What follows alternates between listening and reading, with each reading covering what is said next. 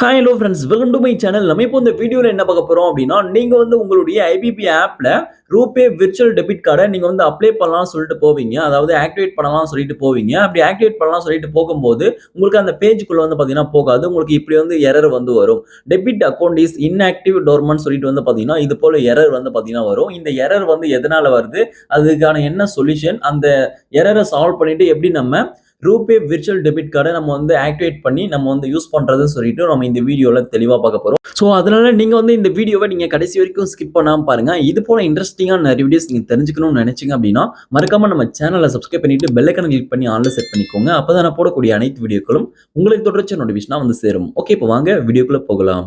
Okay, இப்போ நான் வந்து ஃபர்ஸ்ட் ஐபிபி ஆப் வந்து ஓப்பன் பண்ணிக்கிறேன். இப்போ ஐபிபி ஆப்பை ஓப்பன் பண்ணிட்டு இப்போ என்னுடைய ஐபிபி அக்கௌண்ட்கான எம்பின் வந்து நான் என்டர் வந்து நான் பண்ணிக்கிறேன். ஓகே, இப்போ என்னுடைய ஐபிபி ஆப்க்கான எம்பின் வந்து நான் என்டர் வந்து பண்ணி அன்லாக் வந்து பண்ணிக்கிறேன். ஓகே, இப்போ வந்து பாருங்க ஐபிபி அக்கௌண்ட்கான எம்பின் வந்து என்டர் பண்ணிட்டேன்.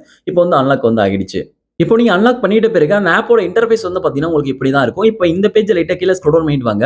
கீழ ஸ்க்ரோல் டவுன் பண்ணிட்டு வந்தீங்க அப்படின்னா உங்களுக்கு மை சர்வீசஸ்ல வந்து பாருங்க ரூபே டெபிட் கார்டு சொல்லிட்டு கொடுத்துருக்காங்க. ரூபே டெபிட் கார்டு அப்படின்ற இந்த ஆப்ஷனை கிளிக் பண்ணுங்க.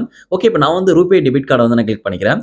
இப்போ நீங்க ரூபே டெபிட் கார்டை கிளிக் பண்ணீங்க அப்படின்னா நெக்ஸ்ட் வந்து விர்ச்சுவல் டெபிட் கார்டு சொல்லிட்டு இந்த பேஜ் வந்து ஓப்பன் ஆகும். இதுல வந்து உங்களுடைய அக்கௌண்ட் நம்பர், அதுக்கப்புறம் வந்து பாருங்க எவ்வளவு பேலன்ஸ் இருக்கு அக்கௌண்ட்னு சொல்லிட்டு ஷோ பண்ணிருப்பாங்க. இப்போ இதுல ஒரு ஆரோ இருக்கு, அதை கிளிக் பண்ணுங்க. கிளிக் பண்ணீங்க அப்படின்னா நெக்ஸ்ட் வந்து பாருங்க அடுத்த பேஜுக்கு போகாம உங்களுக்கு இப்படி ஒரு பாப்அப் வந்து வரும். இப்படி வந்து எரர் வந்து பாத்தீங்கன்னா வரும். Debit account is inactive tournament சொல்லிட்டு வந்து பாத்தீங்கன்னா இது போல வந்து எரர் வந்து பாத்தீங்கன்னா வரும். இந்த எரர் எதனால வருதுன்னு சொல்லிட்டு பாத்தீங்க அப்படின்னா இந்த எரர் வந்து எதனால வருதுன்னு சொல்லிட்டு பார்க்கறதுக்கு முன்னாடி நீங்க வந்து ரூபே விர்ச்சுவல் டெபிட் கார்டை ஆக்டிவேட் பண்றதுக்கு முன்னாடியே வந்து பாத்தீங்கன்னா இப்போ உங்களுடைய சேவிங்ஸ் அந்த அக்கௌண்ட்ல எவ்வளவு இருக்குன்னு சொல்லிட்டு பேலன்ஸ் எவ்வளவு இருக்குன்னு சொல்லிட்டு நீங்க செக் பண்ணணும். உங்களுக்கு வந்து பாத்தீங்கன்னா 25 rupees வந்து பாத்தீங்கன்னா விர்ச்சுவல் டெபிட் கார்டை ஆக்டிவேட் பண்றதுக்கு சார்ஜ் வந்து பண்றாங்க. அதாவது பிடிக்கிறாங்க உங்களுடைய அக்கௌண்ட்ல இருந்து. அந்த பேலன்ஸ் இருந்தா மட்டும் தான் வந்து பாத்தீங்கன்னா ஆக்டிவேட் வந்து பண்ண முடியும். சம்டைம்ஸ் வந்து உங்ககிட்ட அக்கௌண்ட்ல அந்த குறிப்பிட்ட பேலன்ஸ் இல்ல 25 rupeesக்கு இல்ல அப்படின்ற பட்சத்துல உங்களுக்கு இது போல எரர் வந்து வரதுக்கு வாய்ப்பு இருக்கு. அதனால நீங்க வந்து செக் பண்ணிக்கோங்க. உங்களுடைய அக்கௌண்ட்ல எப்படியும் ஒரு 100 rupees ஆவது நீங்க வச்சுக்கோங்க.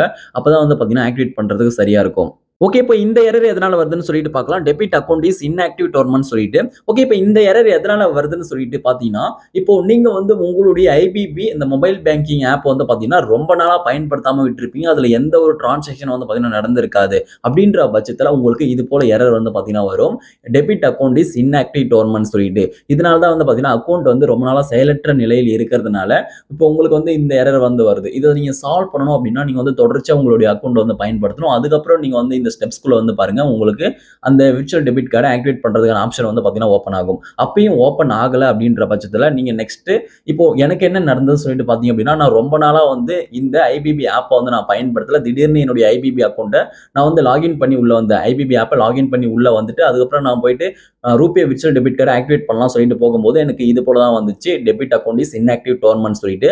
அந்த டைம்ல நான் என்ன பண்ணேன் அப்படின்னா நான் வந்து ஐபிபி கஸ்டமர் கேரை நான் கால் பண்ணி பேசினேன். அவங்க கிட்ட வந்து பேசினேன்.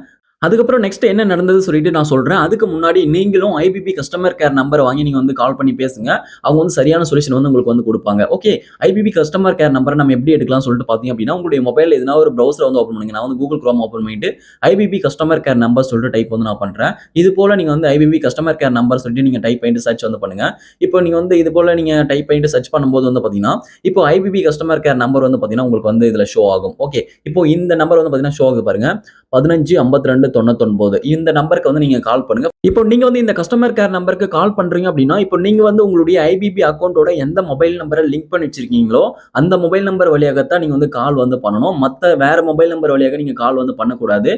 நீங்க ஐபிபி அக்கௌண்டோட லிங்க் பண்ணி வச்சிருக்கக்கூடிய மொபைல் நம்பர் வழியாக கால் பண்ணும்போது ஈஸியா லிங்க்ல இருக்கக்கூடிய உங்களுடைய ஐபிபி அக்கௌண்ட்டை அவங்க வந்து செக் பண்ணிட்டு சொல்லுவாங்க என்ன பிரச்சனை இருக்குன்னு சொல்லிட்டு. ஓகே, இப்போ நீங்க வந்து கால் பண்ணுங்க. ஃபர்ஸ்ட் உங்களுடைய லாங்குவேஜ் செலக்ட் பண்ணிட்டு அதுக்கப்புறம் உங்களுக்கான ரீசனை செலக்ட் பண்ணிட்ட பிறகு அதுக்கப்புறம் அவங்க வந்து கால் எடுப்பாங்க. அதுக்கப்புறம் நீங்க வந்து அவங்க கிட்ட சொல்லுங்க உங்களுக்கு என்ன பிரச்சனை சொல்லிட்டு. இது போல அந்த எரரை சொன்னீங்க அப்படின்னா அவங்க வந்து உங்களுடைய அக்கௌண்ட்டை செக் பண்ணிட்டு உங்களுக்கு இந்த பிரச்சனை, இந்த பிரச்சனைக்கு சொல்யூஷன் இதுன்னு சொல்லிட்டு அதுக்கான சொல்யூஷனை வந்து சொல்லிடுவாங்க. ஓகே, இப்போ எனக்கு என்ன சொன்னாங்கன்னு சொல்லிட்டு பாத்தீங்க அப்படின்னா நான் கால் பண்ணி பேசும்பொழுது இப்போ உங்களுடைய அக்கௌண்ட் வந்து ரொம்ப நாளா நீங்க வந்து பயன்படுத்தல. அதனாலதான் வந்து பாத்தீங்கன்னா டெபிட் அக்கௌண்ட் இஸ் இன்ஆக்டிவ் டோர்மன்ட் சொல்லிட்டு வருது. அதனால நீங்க என்ன பண்ணணும்னு சொல்லிட்டு பாத்தீங்க அப்படின்னா உங்களோட நேரஸ்ட் அதாவது பக்கத்துல இருக்கக்கூடிய போஸ்ட் ஆபீஸ்ல போயிட்டு நீங்க வந்து கேஒய்சியை வந்து நீங்க திரும்ப வந்து பண்ணணும். கேஒய்சி வந்து பண்ணணும். அப்படி பண்ணும்போது உங்களுக்கு பிரச்சனை வந்து சால்வ் ஆயிடும்னு சொல்லிட்டு சொன்னாங்க. அதாவது ஆதார் கார்ட வச்சு வெரிஃபை பண்ணணும்னு சொல்லிட்டு சொன்னாங்க. இந்த டீட்டெயில் வந்து பார்த்தீங்கன்னா, நீங்க வந்து பக்கத்துல இருக்கக்கூடிய அதாவது நீங்க எந்த போஸ்ட் ஆஃபீஸ்ல அக்கவுண்ட் ஓப்பன் பண்ணீங்களோ, அந்த போஸ்ட் ஆஃபீஸ்ல போயிட்டு, நீங்க வந்து எனக்கு இப்படி ஒரு பிரச்சனை இருக்குன்னு சொல்லிட்டு சொன்னீங்க அப்படின்னா, அந்த பிரச்சனைக்கான தீர்வ வந்து அவங்க வந்து குடுப்பாங்க. உங்களுடைய பிரச்சனைய வந்து பார்த்தீங்கன்னா, சால்வ் பண்ணி விட்டுருவாங்க. ஓகே. இப்ப எனக்கு இந்த பிரச்சனை எப்படி சால்வ் ஆச்சு அப்படின்னா, நானும் போஸ்ட் ஆஃபீஸ்க்குள்ள போயிட்டு அவங்க கிட்ட சொல்லிட்டு ரீ-கேஒய்சி பண்ணேன். அப்படி பண்ணும்போது வந்து பார்த்தீங்கன்னா, இந்த பிரச்சனை வந்து சால்வ் ஆயிடுச்சு. நீங்களும் உங்களுக்கு இது போல பிரச்சனை ரொம்ப லாங் டைம்ல இருக்கு அப்படின்னா, அவங்க கிட்ட சொல்லும்போது அந்த பிரச்சனை வந்து சால்வ் பண்ணி விட்டுருவாங்க. ஓகே. இப்ப நான் வந்து கேஒய்சி பண்ணி முடிச்சிட்ட பிறகு நான் திரும்ப வந்து ஐபிபி ஆப் வந்து ஓப்பன் பண்ணிட்டு, மை சர்வீசஸ்ல வந்துட்டு ரூபே டெபிட் கார்ட வந்து நான் கிளிக் பண்ணேன். ரூபே டெபிட் கார்ட நான் திரும்ப வந்து கிளிக் பண்ணிட்டு உள்ள வரும்போது, எனக்கு அந்த ஒரு எரரே வந்து பார்த்தீங்கன்னா வரல. சால்வ் ஆயிடுச்சு. எனக்கு வந்து பார்த்தீங்கன்னா, டைரக்ட்டா எனக்கு இப்போ இந்த பேஜ் வந்து வந்துருச்சு. ரெக்வெஸ்ட் விர்ச்சுவல் டெபிட் கார்டு சொல்லிட்டு. இப்ப நம்ம விர்ச்சுவல் டெபிட் கார்ட ரெக்வெஸ்ட் பண்ணி வாங்கிக்கலாம். அதாவது ஆக்டிவேட் வந்து பண்ணிக்கலாம். ஓகே. எப்படி ஆக்டிவேட் பண்றதுன்னு சொல்லிட்டு நான் அடுத்த வீடியோல சொல்றேன். இந்த வீடியோ வந்து பார்த்தீங்கன்னா, ரொம்ப லென்த்தா போயிடுச்சு.